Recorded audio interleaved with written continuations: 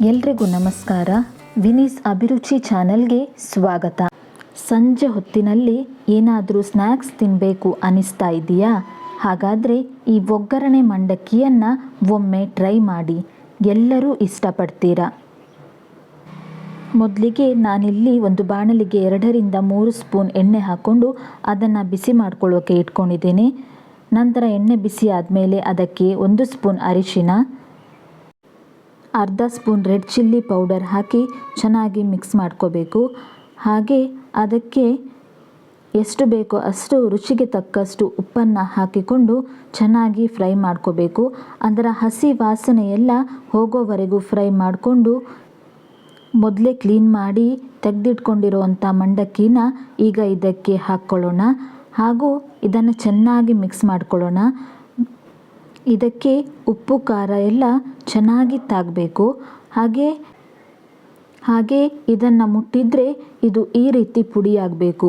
ಅಲ್ಲಿ ತನಕ ಇದನ್ನು ಫ್ರೈ ಮಾಡ್ಕೊಳ್ಬೇಕು.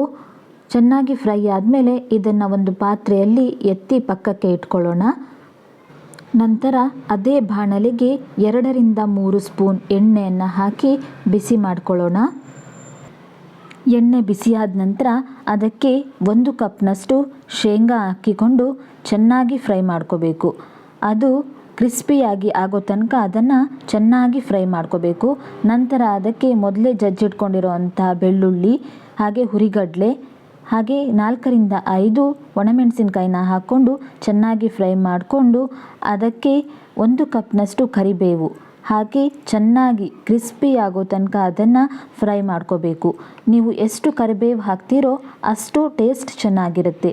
ಹಾಗೆ ಈ ಕರಿಬೇವು ಮುಟ್ಟಿದರೆ ಈ ರೀತಿ ಕ್ರಿಸ್ಪಿ ಆಗಬೇಕು.